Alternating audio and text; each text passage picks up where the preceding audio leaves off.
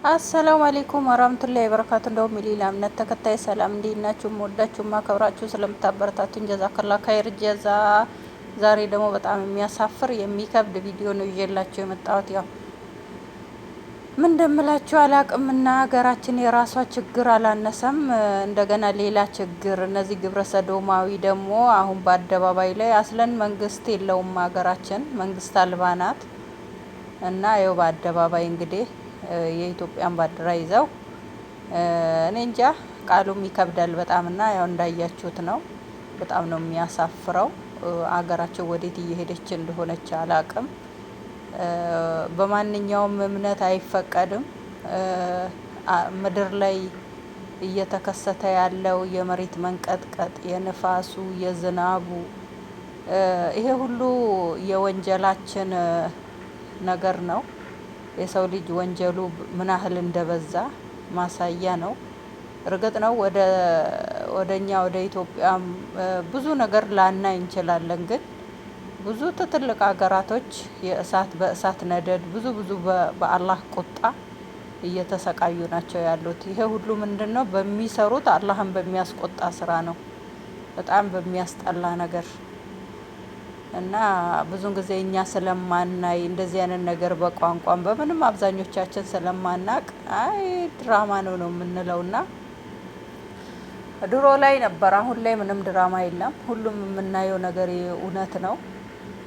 የሰው ልጅ የሚሰራው ግፍ ብዛቱ፣ ወንጀሉ ልክ ነው። አላህ እየቀጣን ያለው የኑሮ ውድነት፣ ሀገራችን ጦርነቱ፣ ሰው በሰው ላይ መመቀኘቱ እና ይሄ ሁሉ የእጃችን አሁን ብለው ደግሞ እስከዛሬ ተደብቀው ተሰግስገው ነበር ያሉት። አሁን ወጡ ይኸው በአደባባይ። ጭራሽ ደግሞ ከኋላ ያሉት ህዝብሳ ደግሞ ምንም የሚቃወም የለም። ከፊት ለፊት ሰው አለ። እንግዲህ ምን ሰላማዊ ሰልፍ የወጡ ነው የሚመስለው። ያው በቴዲ አፍሮ ሙዚቃ ስለተቀናበረ ነው እንጂ ኧረ እንደው በየእምነታችሁ በየሃይማኖታችሁ ኧረ ዱአ አድርጉ፣ ጸልዩ።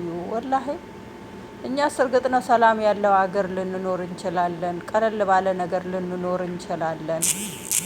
ግን አገራችን ላይ ያለው በላ፣ አገራችን ላይ ያለው ችግር ልጆቻችንን አብዛኛው ሰው 80% ልጁን ትቶ ነው ስደት የሚወጣው። ልጆቻችን ዛሬ ምንድነው እያዩ ያደጉት? ምንድነው እየተማሩ ያሉት? ምንም የምናውቀው ነገር የለም። ኳስ ተጫውቼ እመጣለሁ ይላል፣ ጓደኞቼ ጋር አጥንቼ እመጣለሁ ትላለች። በዛ የቱ ላይ እንደምትመጣ ማንም አያውቅም። ግን ከላይ ወደ ታች ያለ በር የሚያየው አላህ ብቻ ነው። ስለ ሰው ክፋት፣ ለሰው ተንኮል ከምናስብ ቆም ብለን ራሳችን እንጠይቅ።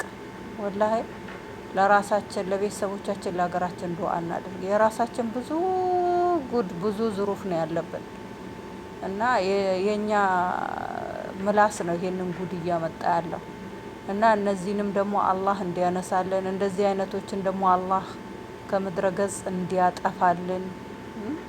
ያው ቃስ እያለ ያው መንግስትም ይቀበላቸዋል። ምንድነው? ምንም የሚቀረው ነገር የለም። እኛ ሀገር ግን ትውልድ ነው የሚያሳዝነው። እንደዚህ አይነት ቆሻሻ ባልጠፋች ሴት ባልጠፋ ወንድ እንደዚህ አይነት ጋጦጥነት ሐስቢ አላህ ወኒዕመል ወኪል። አላህ ከምድር ላይ እንዲያነሳቸው። እነሱ ሰውን ተደብቀው ሊኖሩ ይችላሉ፣ አላህን አይደበቁምና አላህ ባሉበት ወይ ልቦና ሰጥቷቸው ወደ ቀልባቸው እንዲመልሳቸው ወይንም አላህ ባሉበት ብን እንዲያደርጋቸው። እኛ ለሀገራችን እንደዚህ አይነት ቆሻሻ አስጠያፊ ከእምነት ያፈነገጠ ነገር ለሀገራችን አንመኝም። አላህ ሀገራችንን ሰላም ያደርገን።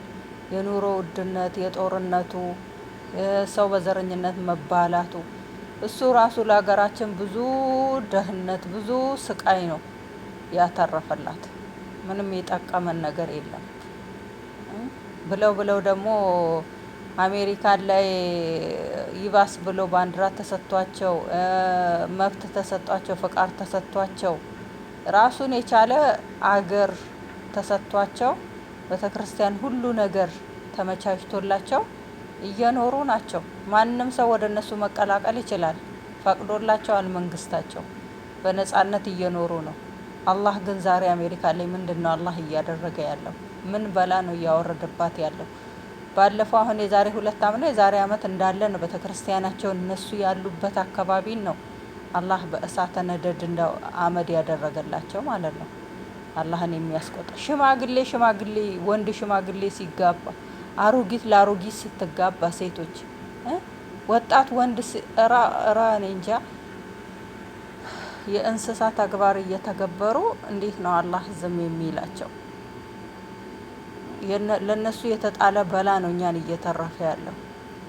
ወላሂ ለሰው ተንኮል ከምናስብ ለሰው ምቀኛ ከምንሆን ቆም ብለን ስለ ራሳችን፣ ስለ ጓዳችን፣ ስለ ቤተሰቦቻችን እናስብ። አላህ ሆይ ሀገራችንን እንደዚህ አይነት ነገር አታሳያት። ቤተሰቦቻችን፣ ልጆቻችን እንደዚህ አይነት ነገር አታሳያት። ወላሂ ሰግደን ስንጨርስ ለአላህ ትንሽ እንኳን ደቂቃ 2 ደቂቃ ለምን አትሆንም?